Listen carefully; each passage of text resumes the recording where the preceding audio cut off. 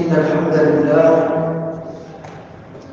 نحمده ونستعينه ونعوذ بالله من شرور أنفسنا وسيئات أعمالنا من يهده الله فلا مضل له ومن يضلل الله فلا هادي له أشهد أن لا إله إلا الله وحده لا شريك له وأشهد أن محمدا عبده ورسوله صلى الله عليه وسلم. أما بعد فإن خير الحديث كتاب الله وخير الهدي هدي محمد صلى الله عليه وسلم وشر الأمور محدثاتها وكل محدثة بدعة وكل بدعة ضلالة وكل ضلالة في النار. اللهم صل على محمد وعلى آل محمد كما صليت على إبراهيم وعلى آل إبراهيم إنك حميد مجيد. اللهم بارك على محمد وعلى آل محمد كما باركت على إبراهيم وعلى آل إبراهيم إنك حميد مجيد. أعوذ بالله من الشيطان الرجيم. بسم الله الرحمن الرحيم. يا أيها الناس اتقوا ربكم الذي خلقكم من نفس واحدة وخلق منها زوجها وبث منهما رجالا كثيرا ونساء واتقوا الله الذي تساءلون به والأرحام إن الله كان عليكم رقيبا. يا أيها الذين آمنوا اتقوا الله حق تقاته ولا تموتن إلا وأنتم مسلمون. يا أيها الذين آمنوا اتقوا الله وقولوا قولا سديدا يصلح لكم أعمالكم ويغفر لكم ذنوبكم ومن يطع الله ورسوله فقد فاز فوزا عظيما. قال الله تبارك وتعالى: ظهر الفساد في البر والبحر بما كسبت أيدي الناس ليذيقهم بعض الذي عملوا لعلهم يرجعون. رب اشرح لي صدري ويسر لي أمري واحلل عقدة من لساني يفقهوا قولي. رب أعوذ بك من همزات الشياطين وأعوذ بك رب أن يحضرون. سبحانك لا علم لنا إلا ما علمتنا إنك أنت العليم الحكيم.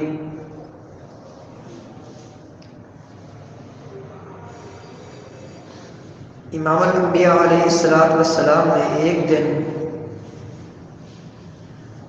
سیدنا عبداللہ بن عمر رضی اللہ تعالی عنہما سے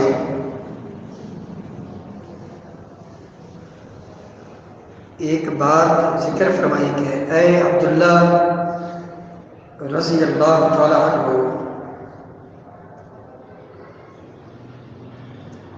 5 گناہ ایسے ہیں کہ جب تم ان گناہوں میں ملوث ہو جاؤ گے اللہ تعالیٰ ان گناہوں کی تمہیں ضرور سزا دے گا۔ عبداللہ بن عمر کا تعلق کیونکہ مہاجرین میں سے ہے، اسی لیے نبی کریم صلی اللہ علیہ وسلم نے مہاجرین کی طرف اشارہ کر کے ان کو مخاطب کر کے فرمایا کہ اے مہاجرین کی جماعت، 5 گناہ ایسے ہیں جب ان گناہوں میں لوگ شکار ہو جائیں گے، ان گناہوں میں ملوث ہو جائیں گے، ان گناہوں کا شکار ہو جائیں گے تو اللہ تعالیٰ ان گناہوں کی ان کو ضرور سزا دے گا۔ اور ان گناہوں کی سزا کا تعلق دنیاوی پکڑ اور دنیاوی سزا سے ہے، آخرت میں تو گناہ کی سزا ملے گی ہی ملے گی، اللہ یہ کہ اللہ تعالیٰ کسی کو توبہ کی توفیق دے دے اور وہ دنیا میں ہی توبہ کر کے اس گناہ کا معاملہ کلیئر کر لے اور گناہ سے پاک صاف ہو جائے۔ پہلے گناہ کا ذکر فرمایا اور ساتھ ساتھ آپ علیہ السلام نے یہ دعا بھی کی کہ اے مہاجرین کی جماعت، میں اللہ کی پناہ میں آتا ہوں کہ تم ان گناہوں میں ملوث ہو جاؤ، کہ تم ان گناہوں کا ارتکاب کرنے لگو، اس چیز سے میں اللہ کی پناہ میں آتا ہوں۔ فرمایا جس قوم میں فحاشی عریانی اعلانیہ طور پر ہونے لگے گی،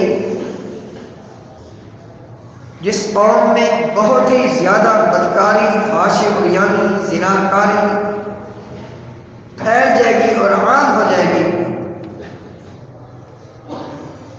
الا فشا فیہم الطاعون، اس قوم میں موذی بیماریاں پھیل جائیں گی، طاعون جیسی خطرناک بیماریاں اس قوم کا مقدر بنے گی، اور ایسی ایسی بیماریاں اس قوم میں اس گناہ کی پداش میں اترے گی، لم تکن مضت فی اسلافہم الذین مضوا، یہ بیماریاں پچھلی قوموں میں نہیں ہوا کرتی ہیں، پچھلی قوموں میں اس طرح کی بیماریاں نہیں آئیں گی، اس طرح کی موذی بیماریاں، تکلیف دہ بیماریاں، خطرناک بیماریاں، جان لیوا بیماریاں صرف اور صرف اس قوم کا مقدر بنے گی جس قوم میں اعلانیہ طور پر فحاشی ہونے لگے گی۔ دوسرے گناہ کا تذکرہ فرمایا اور اس کی سزا کا تذکرہ فرمایا۔ فرمایا جس قوم نے نام توڑ میں کمی کر جائے، دکاندار، یہ چیزیں بیچنے والے، فروخت کرنے والے، وہ کوئی ہو، وہ منڈی والے ہو، وہ دکاندار ہو، وہ ٹھیلے والے ہو، جو بھی ہو، نام توڑ میں جو کمی کریں گے، ایسی قوم میں، جس قوم میں نام توڑ میں کمی کرنا ان کا ایک عام شیوا بن جائے گا، عام روٹین بن جائے گی، یہ عادت کی چیز بن جائے گی، اس قوم کو اللہ تعالیٰ 3 گناہوں کے ساتھ سزا دے گا، 1 بھی نہیں، 2 بھی نہیں، 3۔ پہلا گناہ یہ کہ اس قوم پر اللہ تعالیٰ قحط سالی نازل کر دے گا، ایک ایک لقمے کے پیچھے اپنا ٹائم ضائع کریں گے، پھر بھی بھوکے رہیں گے، پیاسے رہیں گے، اس قوم پر اللہ تعالیٰ قحط سالی کا عذاب مسلط کر دے گا۔ اور دوسرا، اس قوم کو اللہ تعالیٰ معاشی اعتبار سے بالکل ایک طرح سے ختم کر دے گا، کمانے والے 5 6 گھر والے ہوں گے لیکن پھر بھی گزارا نہیں ہوگا، برکتیں اٹھ جائیں گی، ختم ہو جائیں گی، بڑی محنت کریں گے، بڑی کوشش کریں گے، معاش حاصل کرنے کی بڑی توجہ کریں گے لیکن حاصل کچھ بھی نہیں ہوگا۔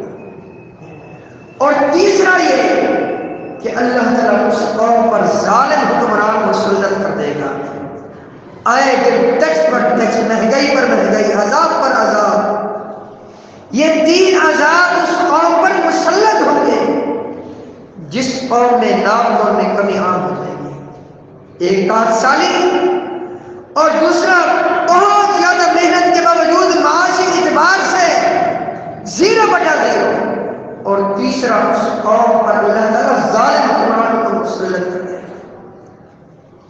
تیسرے گناہ کا تذکرہ فرمایا، فرمایا جس قوم میں لوگ زکوٰۃ ادا نہیں کریں گے، اپنے مالوں کی زکوٰۃ نہیں دیں گے، اللہ تعالیٰ اس قوم سے بارش کا سلسلہ منقطع کر دے گا۔ بارش آئے گی تو عذاب بن کے آئے گی، رحمت بن کے نہیں ہے۔ پچھلے سال جولائی اگست کا مہینہ ہمارے سامنے ہے، پہلے تو بارش آ نہیں رہی تھی، جب آئی تو کس قدر نقصان ہوئے، کس قدر تباہی ہوئی، کروڑوں اربوں کا نقصانات ہوئے، ابھی تک اس کا منفی اثر موجود ہے، کتنے لوگوں کے گھر لٹ گئے، مال مویشی ختم ہو گئے، کتنی جانیں ضائع ہوئی۔ یہ کس چیز کا صلہ ہے؟ یہ کس چیز کا نتیجہ ہے؟ زکوٰۃ ادا نہ کرنے کا نتیجہ ہے۔ فرمایا جس قوم میں لوگ زکوٰۃ ادا نہیں کریں گے، اپنے مالوں کی زکوٰۃ ادا نہیں کریں گے، اللہ تعالیٰ ان سے بارک کے سلسلے کو منقطع کر دے گا، اور بھوکے مرے پیاسے مرے اللہ کو کوئی پرواہ نہیں۔ اور فرمایا اگر جانور دنیا میں نہ ہوتے، بارش کا ایک قطرہ بھی اللہ تعالیٰ نازل نہ فرماتا۔ یہ کتے، یہ درندے، یہ دلے، یہ جانور، ان کی وجہ سے جب بھی بارش ہوتی ہے ان کی وجہ سے ہوتی ہے، ورنہ لوگوں کے گناہ ایسے ہیں کہ بارش یہ بھی نہ ہو۔ اللہ اکبر۔ چوتھے گناہ کا تذکرہ فرمایا جس قوم میں اللہ تعالیٰ کے وعدوں کی خلاف ورزی ہو، وعدہ اللہ کے ساتھ کیا، اے اللہ ایک خطہ ارضی عطا فرما دے، تیری شریعت نافذ کریں گے، کتاب و سنت کا قانون نافذ کریں گے، اللہ تعالیٰ سے وعدہ کیا۔ جس قوم میں اللہ تعالیٰ کے ساتھ کیے ہوئے وعدے کی آل شکری ہوگی، وعدے کو توڑا جائے گا، اللہ تعالیٰ اس مسلمان قوم پر کے دشمن کو مسلط کر دے گا۔ آج دشمن ہم پر مسلط ہے، یہودی ہم پر مسلط ہے، ہم سمجھتے ہی نہیں۔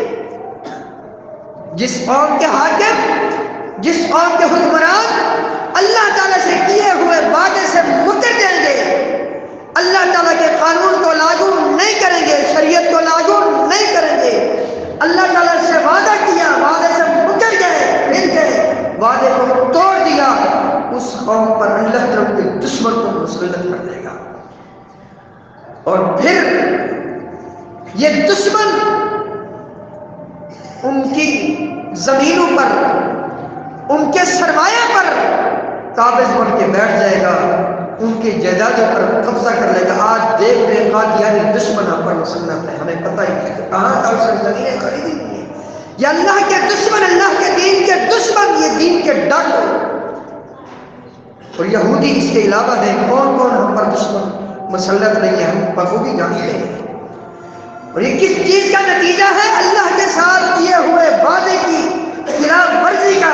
اللہ تعالیٰ کے ساتھ کیے ہوئے وعدے کو جو قوم توڑ دے گی، اللہ تعالیٰ ان کے دشمن کو ان پر مسلط کر دے گا۔ پانچواں گناہ جس کا نتیجہ مسلمانوں کو بھگتنا پڑ رہا ہے، پتہ نہیں کب تک مسلمان ان گناہوں کے منفی نتائج بھگتتے رہیں گے۔ اللہ تعالیٰ ہم سب کو سچی توبہ کرنے کی توفیق عطا فرمائے۔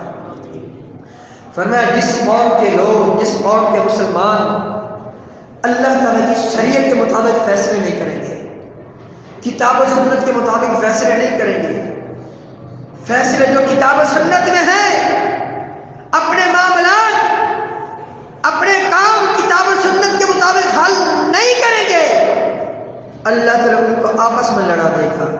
آج آپس میں دیکھیں، صف میں کھڑے ہوئے ہیں، اتنی ایک دوسرے سے نفرت کرتے ہیں، ایک ایک برس کا فاصلہ رکھا ہوا ہے، ہمارے دل میں اتنی نفرت آ گئی ہے، ایک دوسرے کے پیچھے نمازیں پڑھنے کے لیے تیار نہیں۔ وہ اس کو کافر کہتا ہے، وہ اس کو کافر کہتا ہے، وہ اس کو غیر مسلم، وہ اس کو جہنمی بنا رہا ہے، اسی کام میں لگے ہوئے ہیں اللہ ماشاءاللہ۔ فرمایا جس قوم میں، جس مسلمان قوم میں کتاب و سنت کے مطابق فیصلے نہیں ہوں گے، اس قوم کو اللہ تعالیٰ آپس میں لڑا دے گا، آپس میں اللہ تعالیٰ کی جنگیں، ان کی لڑائیاں مسلط کر دے گا۔ آج یہی کچھ ہو رہا ہے اللہ ماشاءاللہ۔ تو یہ حدیث گویا کہ یہ پوری کی پوری حدیث ہمارے اس دور میں بالکل فٹ آ رہی ہے۔ جو گناہ امام الانبیاء علیہ السلام نے اس حدیث میں جن جن گناہوں کی نشاندہی فرمائی اور اللہ کی پناہ مانگی کہ اے مہاجرین کی جماعت، میں اللہ کی پناہ مانگتا ہوں کہ تم ان گناہوں کا شکار ہو جاؤ، کہیں ایسا نہ ہو کہ تم ان گناہوں کا ارتکاب کرنے لگو، اس چیز سے میں اللہ کی پناہ مانگتا ہوں۔ دیکھیں ہر گناہ کا منفی نتیجہ ہمارے سامنے ہے۔ تو آج اتنی زیادہ مہنگائی، اتنی پریشانی، آٹے کے پیچھے دیکھ لیں کتنی پریشان عوام باہر روڈوں پر جا کر دیکھ لیں، ایک ایک کلومیٹر کی لائنیں ہیں، کیا بچے، کیا بوڑھے، کیا جوان، کیا خواتین، ایک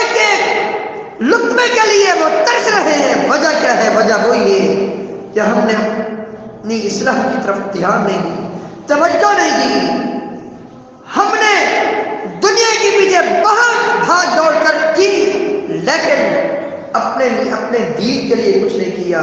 تو اللہ کے بندو، قرآن پاک میں اللہ تعالیٰ نے فرمایا ظہر الفساد فی البر والبحر بما کسبت ایدی الناس، بر و بحر میں بگاڑ ظاہر ہو چکا، غالب آ چکا۔ کیوں؟ وجہ کیا ہے؟ وجہ یہی ہے بما کسبت ایدی الناس، یہ لوگوں کے اپنے ہاتھوں کی کمائی ہے۔ قرآن پاک میں اللہ تعالیٰ نے ایک اور مقام پر فرمایا وَلَنُذِيقَنَّهُم مِّنَ الْعَذَابِ الْأَدْنَىٰ دُونَ الْعَذَابِ الْأَكْبَرِ لَعَلَّهُمْ يَرْجِعُونَ، جو گناہ گار ہیں، جو کہ گناہ کرتے ہیں، ہم ان کو دنیا میں آزمائیں گے، چھوٹے عذاب میں ان کو مبتلا کریں گے تاکہ ہم اپنی اصلاح کر کے وہ جہنم کے عذاب سے اور قبر کے عذاب سے بچ جائیں۔ یہ اللہ تعالیٰ کی طرف سے ہے، یہ تنبیہ ہمیں کی جا رہی ہے کہ ابھی بھی ہمارے پاس وقت ہے، ٹائم ہے، اپنی اصلاح کر لے، اپنے گریبانے میں جھانکے کون سی مجھ سے بھی غلطی ہے، کوتاہی ہے جو میرے اندر، مجھے چاہیے کہ اپنی غلطی کو چھوڑوں اور سچی توبہ کروں، معافی مانگوں۔ اس لیے اے دن پریشانیاں آتی رہتی ہیں، اس کی اصل وجہ یہی ہوتی ہے تاکہ ہم اپنے رب کی طرف رجوع کروں۔ لعلہم یرجعون، یہ لوگوں پر یہ پریشانیاں، یہ مصیبتیں، یہ تکلیفیں کیوں آتی ہیں؟ تاکہ لوگ اپنے رب کی طرف رجوع کریں۔ فرمایا وَلَقَدْ أَخَذْنَاهُم بِالْعَذَابِ فَمَا اسْتَكَانُوا لِرَبِّهِمْ وَمَا تَضَرَّعُونَ، لوگوں کو ہم نے عذاب میں مبتلا کیا، پریشانی میں، مصیبتوں میں، تکلیفوں میں مبتلا کیا، کیوں؟ تاکہ اللہ کی طرف رجوع کریں۔ لعلہم یضرعون، لعلہم یتضرعون، تاکہ لوگ اپنی اصلاح کرنے کی کوشش کریں، ہمارے سامنے گر گرائیں، روئیں، سچی توبہ کریں، معافی مانگیں، اپنی اصلاح کریں۔ ہمارے لیے اللہ تعالیٰ نے اصلاح کا ہمیں موقع مہیا کیا ہوا ہے، یہ وقت ہے ہمارے پاس، ایک بار گزر گیا دوبارہ یہ وقت ہاتھ میں نہیں آئے گا۔ اللہ اکبر، اللہ تعالیٰ کا فرمان، اللہ تعالیٰ نے قرآن پاک میں فرمایا لوگوں اپنی اصلاح کر لو من قبل ان یأتی احدکم الموت، اس سے پہلے کہ تم پر عذاب، تمہاری طرف موت آئے، موت کا وقت آن پہنچے، پھر کوئی یہ کہے فَأَصَّدَّقَ وَأَكُن مِّنَ الصَّالِحِينَ، اللہ تھوڑا سا ٹائم دے دے، تھوڑا سا وقت دے دے، نیک بن جاؤں، تیرے راستے میں خرچ کر کے اپنی آخرت سدھار لوں، ابھی یہ وقت ملا ہوا ہے۔ اللہ تعالیٰ کا فرمان حَتَّىٰ إِذَا جَاءَ أَحَدَهُمُ الْمَوْتُ قَالَ رَبِّ ارْجِعُونِ، جب موت کا ٹائم آتا ہے، موت کا وقت آتا ہے کسی گنہگار پر، وہ کہتا کیا ہے؟ اللہ واپس لوٹا دے۔ کیوں؟ کس لیے؟ لعلی اعمل صالحا، تاکہ نیک عمل کر لوں، اپنی اصلاح کر لوں، گناہوں سے توبہ کر لوں، گناہوں سے تائب ہو جاؤں، معافی مانگ لوں۔ اللہ کی طرف سے اعلان ہوتا ہے کلا، اب نہیں ہو سکتا۔ یہ اصلاح کرنے کا ٹائم دنیا میں تھا، ان اجر اللہ اذا جاء لا یؤخر، اللہ کی طرف سے جو دیا ہوا وقت ہے، جب وہ وقت آ جاتا ہے اب اس میں کوئی مہلت نہیں ہوتی۔ آج ہمارے پاس ٹائم ہے، وقت ہے، یہ جو پریشانیاں آ رہی ہیں، ان پریشانیوں کو ہم پر مسلط کیے جانے کا اصل مقصد یہ ہے کہ ہم اپنی اصلاح کریں، اللہ کی طرف رجوع کریں، سچی توبہ کریں۔ یاد رکھیے اگر سچی توبہ کر لی، اے ہوا عذاب ہٹ جاتا ہے، دور ہو جاتا ہے۔ اللہ تعالیٰ کا فرمان، وقت کے عظیم پیغمبر سیدنا یونس علیہ السلام، یہ قرآن پاک میں سورۃ یونس میں یہ واقعہ موجود ہے۔ یونس علیہ السلام اپنی قوم کے لوگوں سے یہ کہہ کر چلے گئے اے میری قوم کے لوگوں، میں نے بہت تمہیں سمجھایا، بہت سمجھایا، بہت سمجھایا، لیکن میری بات ماننے کے لیے تیار نہیں ہو، میں جا رہا ہوں، اللہ کے عذاب کے منتظر رہو۔ یونس علیہ السلام اپنی قوم کے لوگوں کو چھوڑ کر چلے گئے۔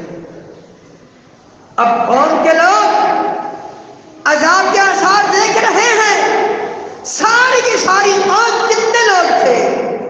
قرآن کی زبانی وَأَرْسَلَ اللَّهُ إِلَىٰ مِائَةِ أَلْفٍ أَوْ يَزِيدُونَ، 1,00,000 سے بھی زیادہ لوگ تھے یونس علیہ السلام کی قوم، 1,00,000 سے زیادہ لوگ بہت بڑے میدان میں جمع ہوئے۔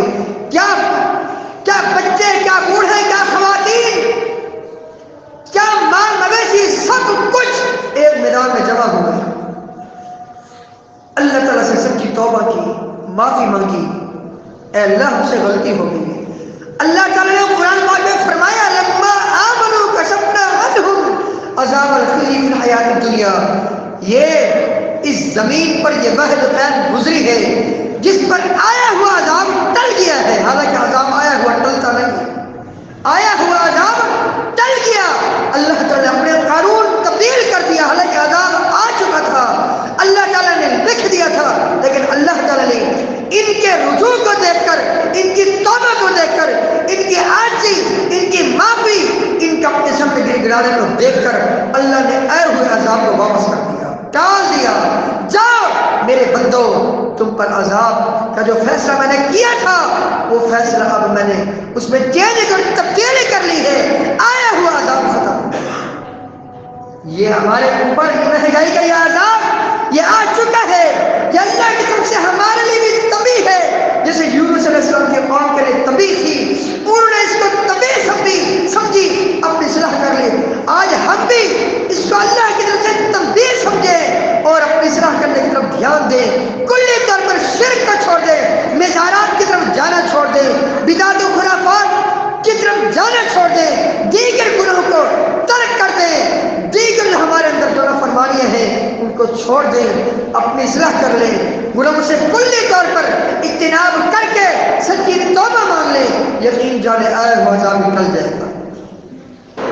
کیسے؟ صحیح بخاری کی حدیث ہے. ازمائش آ جاتی ہے، آخر انسان ہے، مسلمان پر ازمائشیں آتی رہتی ہیں.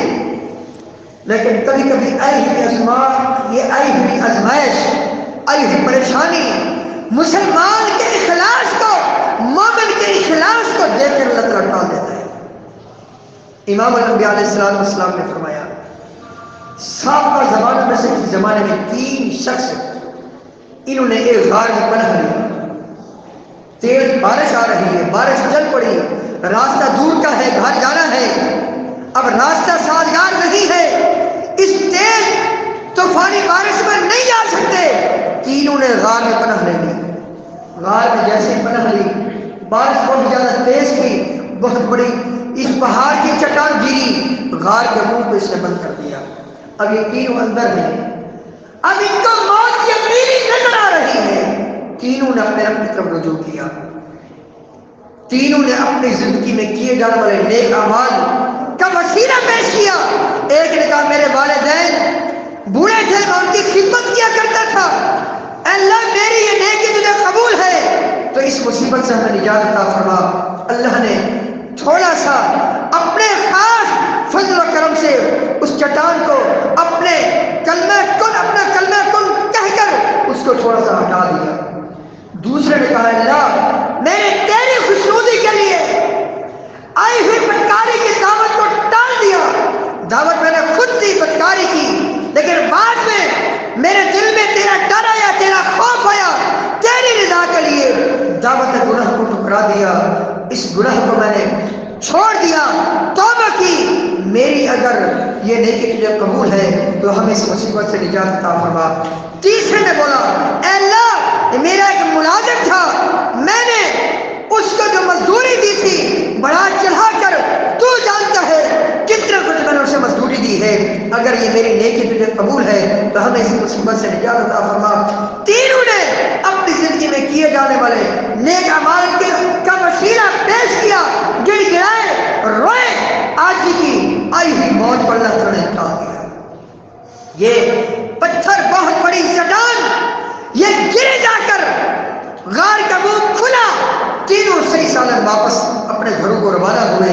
تو پتہ کیا چلا، جب ہم اپنے رب کی طرف رجوع کریں گے، سچی توبہ کریں گے، معافی مانگیں گے، اپنی نیکیاں اپنے رب کی بارگاہ میں بطور وسیلہ پیش کریں گے، آئی ہوئی یہ مصیبت اللہ تعالیٰ ٹال دے گا. وقت کی عظیم شخصیت اللہ اکبر سیدنا خبیب رضی اللہ تعالیٰ عنہ، پورے مکہ میں پھلنا ہوئی چیز نہیں ہے. 60 سال کا دور ہے. امام الانبیاء علیہ السلام نے مکہ کے مشرکوں کے خلاف بددعا کی.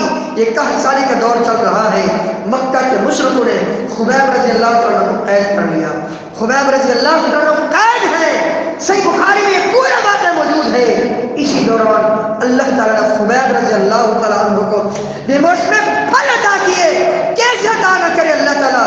اس لیے کہ خبیب رضی اللہ تعالیٰ اللہ کے ولی تھے، یہ مخلص تھے، اپنے دین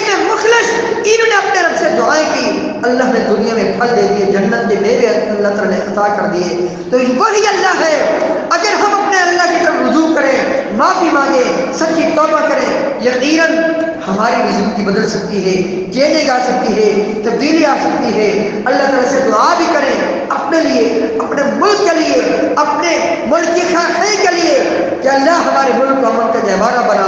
اللہ اپنی خاص مہربانی سے ہمیں اس مصیبت، اس پریشانی، اس مہنگائی، اس تکلیف سے ہمیں نجات عطا فرما، ہمیں وہ نیکیاں کرنے کی توفیق عطا فرما جن نیکی کی وجہ سے ہماری زندگی آسان ہو جائے۔ استغفر اللہ لی ولکم ولسائر المسلمین۔